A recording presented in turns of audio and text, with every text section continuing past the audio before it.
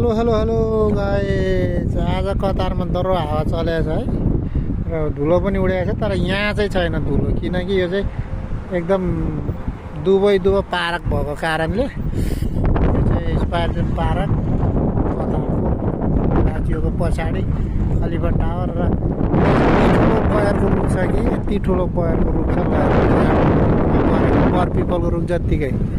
र यसमा मेन कुरो चाहिँ के छ भने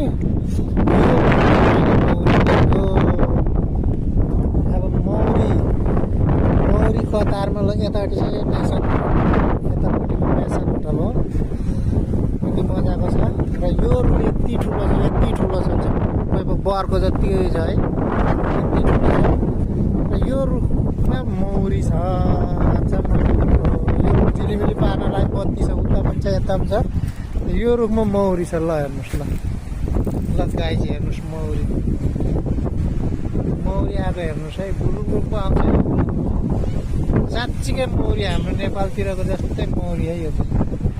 यो दुलो यति चिल्लो छ। ल हेर्नुहोस्, सरर आएर पस्यो, ल आएर पस्यो, ल यति धेरै मौरी छ यार, आमा यति धेरै मौरी है, राम। ल हेर्नुहोस्, यो निक्लिँदै पनि छ, सेम हाम्रोतिर जस्तै। ल ल देख्नुभयो त मौरी कतारमा मौरी देख्नुभयो, यति ठुलो रुख छ। ल यो रुख कति हो, रोडको रहेछ कि यसमा, त्यही भएर मौरी छ। यति रमाइलो ठाउँ छ। ल यो चाहिँ रनिङ गर्ने ठाउँ भयो, उता खेल्ने ठाउँ भयो, उता पर धेरै राम्रो। मैले पहिला पनि धेरै भिडियोहरू हालिसकेको छ हाम्रो यहाँको।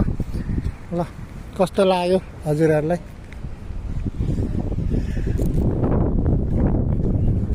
रमाइलो छ, हावा खाइँदैछ,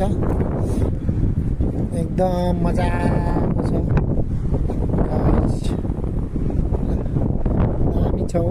दामी छ।